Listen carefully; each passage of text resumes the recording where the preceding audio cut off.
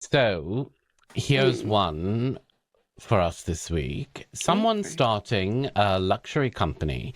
They haven't said if it's handbags, jets, or, those candles that somehow cost more than a hotel weekend. But they're agonizing over colors. Right. Apparently, color psychology is everything. Oh God. How Should are they you be not losing? triggered? Because I'm being my professional self Oh right right, now. sorry. Okay, right. Should they be losing sleep over Pantone charts? I know that type. I mean, I've seen people spend longer on choosing the colours on the swatches than their business plan. Because it feels safe, doesn't it? And it's fun. It's more fun to choose colours than to write business plans. But I mean, is there actually anything in it? I know it does bother you, but people really do believe that red makes you aggressive and then blue makes you creative, don't they? And that, I yeah, know it they do. defines you. It's the greatest hits of pseudoscience, you know? Yes. That, but that one comes from a 2009 paper by Right. Oh, Meta and Zhu. citations. All right. Yeah, Okay. Meta and Zhu. And red was supposed to sharpen attention, and blue was supposed to encourage creativity. And of Oh, course, the media adored it. right. And, suddenly every brainstorm room and every boardroom in the country, if not the world, was painted blue. The trouble is, when other psychologists tried to replicate it, the effect melted away, which means that it's unreliable at best. Oh dear. So no truth at all. No, not Oh. in that, paint the walls and change behavior way. Even there were even, this idea that if you painted the walls of a jail pink, that it would calm people down. Again, nonsense. So there was another review by Elliott and Mayer in 2014, and basically they saw that color doesn't directly alter behavior at all. What it does do, though, is carry meanings that we've learnt, and those are Oh. cultural. Right. So, for example, red in the UK means danger. We put it on stop signs, you know, test papers covered in red, pen corrections. So it's danger. It's look at this. It's be careful. Whereas red in China is weddings and prosperity and stuff like Yeah. that. So it's the same pigment, but it's opposite meanings. That's really interesting. So then two brands could like use the same color but end up completely worlds apart, different ends of the spectrum in business. Totally. I mean, if we still take red, you've got Okay. Christian Louboutin, right? He paints the soles red, and that's glamour and status and social signaling. Actually, how he came up with that is hilarious. The very first pair of Louboutin shoes was painted in red nail polish. Um, Wow. he borrowed Amazing. nail polish during a fashion show, That's but hilarious. so that's status and social signaling and stuff. But McDonald's fries cartons are in the same color red, and Oh my goodness.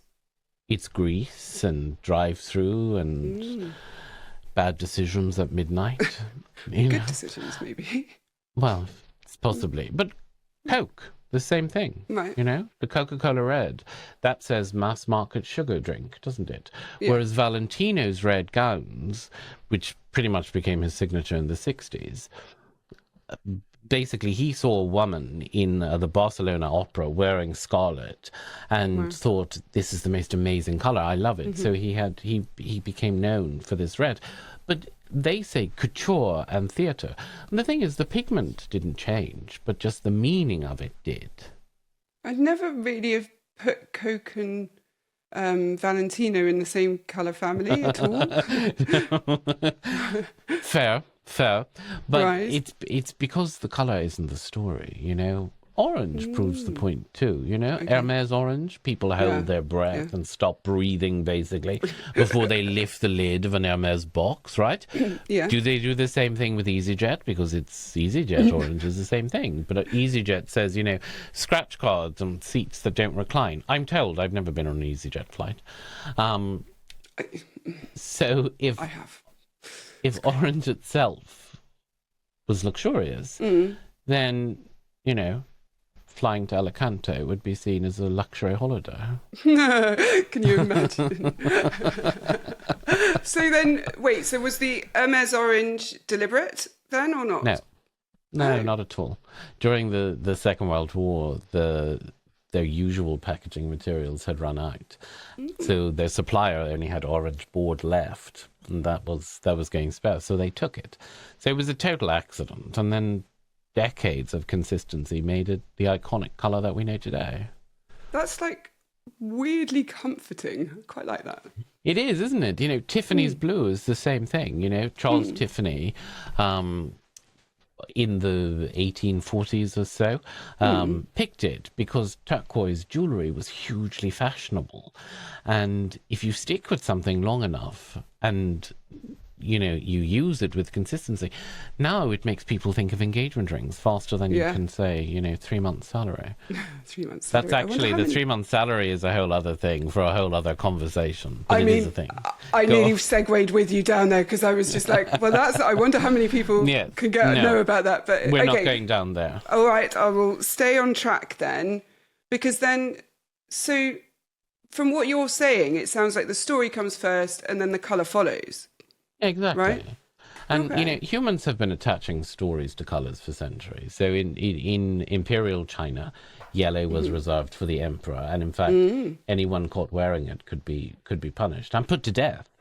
You know, same thing, purple in Rome was made from thousands of sea snails, which were eye-wateringly expensive.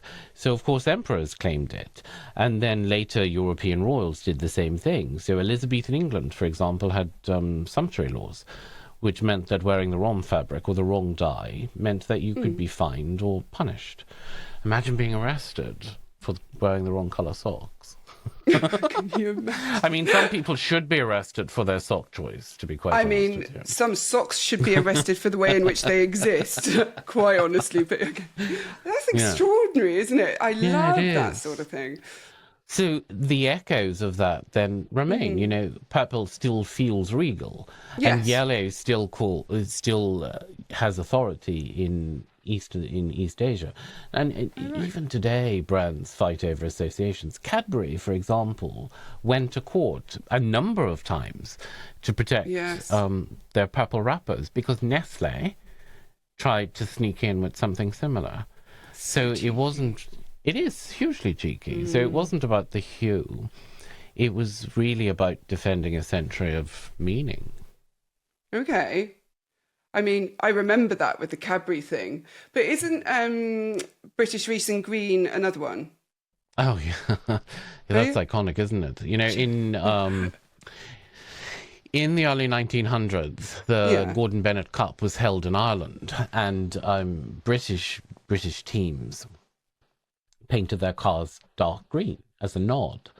So, and that became British Racing Green. And a century later, then, any car that you see in that shade says heritage, even if it's been made in Stuttgart, you know, and that's how sticky associations are. Okay, so you mentioned Tiffany, but what about other blue?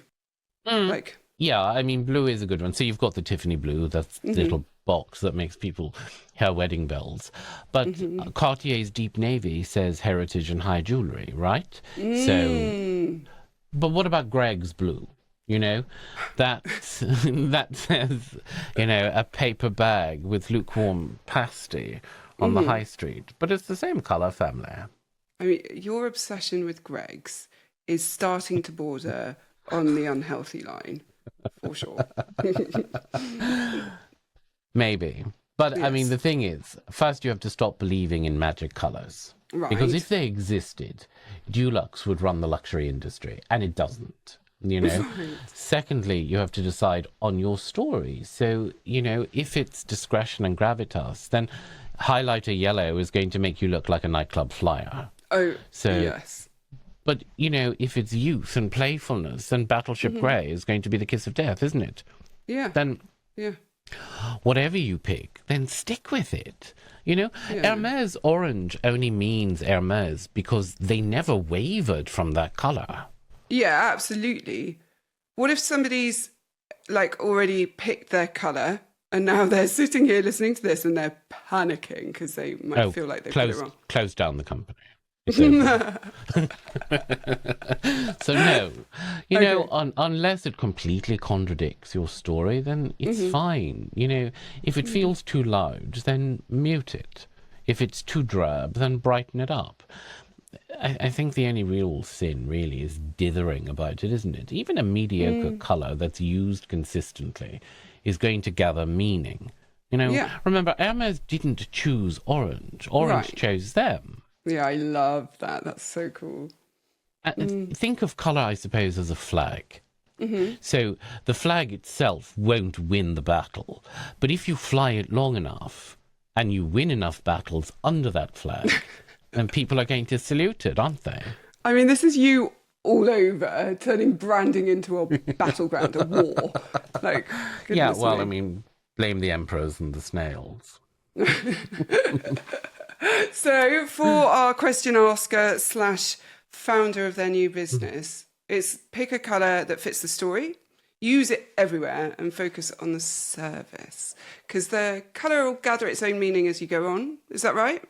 Yeah, exactly. You know, you know, and if Dulux ever launch a colour called Guaranteed Affluence, I will happily eat a Greg sausage roll as penance.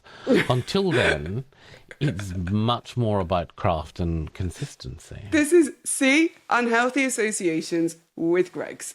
It's not okay. You may be onto something there.